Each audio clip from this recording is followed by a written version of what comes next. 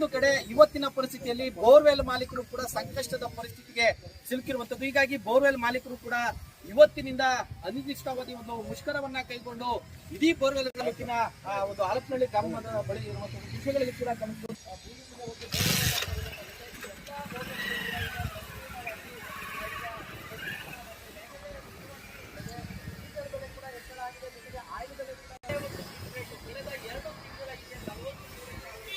Sir borewell ಅಲ್ಲಿ ಒಂದು ತಿಂಗಳಿಂದನೂ ಯಾರು ಅಷ್ಟೇ ಸಂಬಳ ಕೊಡಕ್ ಆಗ್ತಾ ಇಲ್ಲ ಸರ್. ಸಂಬಳ ಕೊಡ್ದಿಲ್ಲ ಅಂದ್ರೆ ಹುಡುಗರು ಓಡಾಕ್ತಾರೆ. ಇವಾಗ ನಮ್ಮ ಗಾಡಿಯಲ್ಲಿ ಡಿಲ್ಲರ್ ಡ್ರೈವರ್ ಎಲ್ಲ ಸಂಬಳ ಕೊಡಿಲ್ಲ ಅಂತ ಒಂದು 4 ದಿವಸದಿಂದ ಹಿಂಸೆ ಕೊಡ್ತಾರೆ. ನಾವು ಆ ಡಿಲ್ಲರ್ ಡ್ರೈವರ್ಗೂ ಸಂಬಳ ಕೊಡಕ್ಕೂ ನಮ್ಮ ಕೈಯಲ್ಲಿ ಆಗ್ತಾ ಇಲ್ಲ ಸರ್. ಬೋರ್ವೆಲ್ ಲಾರಿ ಮಾಡ್ಕೊಂಡು ಹೆಸರಿಗೆ ಮಾತ್ರ ದೊಡ್ಡ ಗಾಡಿ ಸರ್. ಬೋರ್ವೆಲ್ ಲಾರಿ ಅಂದ್ರೆ ಬೋರ್ ಗಾಡಿ ಅಂದ್ರೆ ಅವ್ರಿಗೇನಪ್ಪ ಬೋರ್ವೆಲ್ ಪಾಯಿಂಟ್ ಹೋದ್ರೆ 1,60,70,000 ಪಾಯಿಂಟ್ ಬರ್ತೈತೆ ಏನಪ್ಪಾ ಅಂತಾರೆ.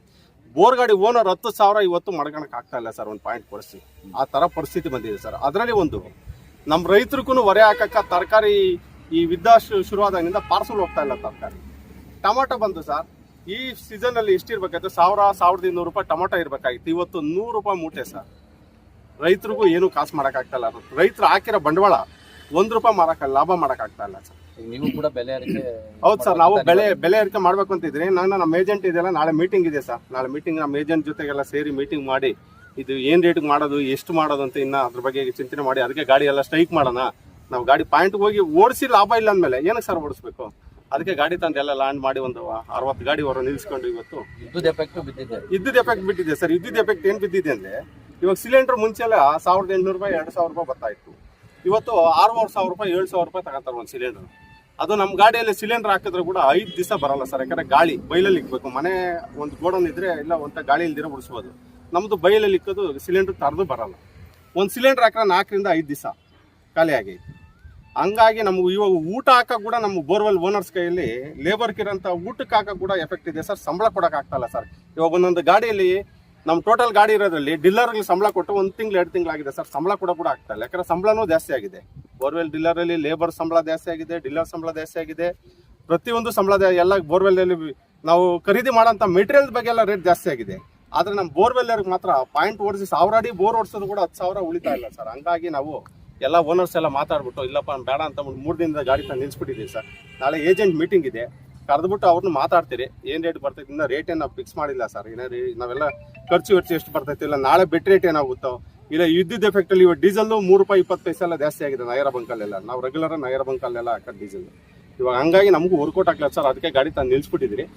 ಇನ್ನ ನೋಡೋಣ ಸರ್ ನಾಳೆ ಏನಾಗುತ್ತಂತ ಏಜೆಂಟ್ ಸರ್. ಏಕೈಕಿ 3 ತಿಂಗಳಲ್ಲಿ 2ನೇ ಬಾರಿ ಏನೋ ರೇಟ್ ರೈಸ್ ಮಾಡ್ತಿರೋದ್ರಿಂದ ರೈತರು ಏನ್ ಹೇಳ್ತಿದ್ದಾರೆ? ಏನಾದ್ರು ಚರ್ಚೆ ಮಾಡ್ತಾರ ನಿಮ್ ಜೊತೆ? ಯಾವ ರೀತಿ ರೈತರು ಚರ್ಚೆ ಮಾಡ್ತಾರೆ ಸರ್. ನಮಗೂ ತರಕಾರಿ ರೇಟ್ ಇಲ್ಲ ಅಂತ ರೈತರು ಹೇಳೋದು ಒಂದ್ ಪಕ್ಕ ಒಳ್ಳೇದೇ. ಯಾಕಂದ್ರೆ ರೈತರಿಗೂ ಇವತ್ತು ನಮ್ಮ ಜೀವನ ನಡೀತಾ ಇರೋದು ರೈತರಿಂದಾನೆ. ನಾವು ರೈತರೇ. ಹಂಗಾಗಿ ರೈತರ ಬಗ್ಗೆ ಏನ್ ಕಷ್ಟ ಇದೆ ಅಂತ ನಮ್ಗೆ ಗೊತ್ತಿರ್ತೈತೆ. ಆದ್ರೂ ಇವತ್ತು ರೈತರ ಬಗ್ಗೆಗೂ ಯೋಚನೆ ಮಾಡ್ಬೇಕಾರೆ ನಮ್ಮ ಬೋರ್ವೆಲ್ ಮಾಲೀಕರು ಉಳಿಬೇಕಲ್ಲ ಸರ್. ಇವತ್ತು ಏನೇ ಮೆಟೀರಿಯಲ್ಸ್ ತಗೋಬೇಕಾದ್ರೂ ನಮ್ಗೆಲ್ಲ ಟ್ಯಾಕ್ಸ್ ಇಲ್ದಿರೋ ಒಂದು ಮೆಟೀರಿಯಲ್ಸ್ ಕೂಡ ನಮ್ಗೆ ಬರಲ್ಲ. ಯಾಕಂದ್ರೆ ಸರ್ಕಾರ ಕಂಟ್ರೋಲ್ಗೆ ಹೋಗಿ ಸರ್ಕಾರದಿಂದನೇ ನಮ್ಗೆ ಬರೋದು. ಸರ್ಕಾರ ನಮ್ಮ ಬೋರ್ವೆಲ್ ಲಾರಿಗಳವ್ರಿಗೆ ಯಾವುದೇ ರೀತಿ ಸಪೋರ್ಟ್ ಇಲ್ಲ.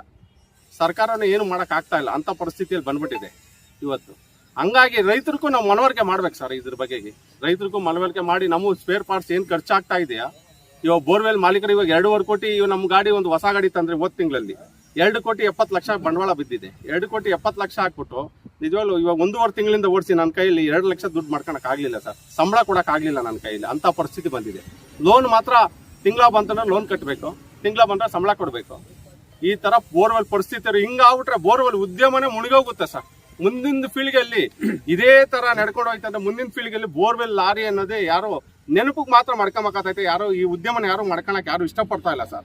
ಇವಾಗ ನಾವು ಬೋರ್ವೆಲ್ ಉದ್ಯಮ ಮಾಡ್ತಾ ಇದ್ರೆ ನಮ್ಮ ಮಕ್ಕಳು ಮಾಡ್ಲಿ ಅಂತಂದ್ರೆ ನಮ್ಮ ಮಕ್ಕಳ ಕಾಲಕ್ಕಂತ ನಿಜವಾಗ್ಲೂ ಹೇಳ್ತೀನಿ ಬೋರ್ವೆಲ್ ಉದ್ಯಮ ಸಾಕು ಅನ್ಸ್ಬಿಟ್ಟಿದೆ ಸರ್. ನಮ್ಮ ಹೆಸರು ಚನ್ನಕೇಶ್ವ ಅಂತ ಸರ್.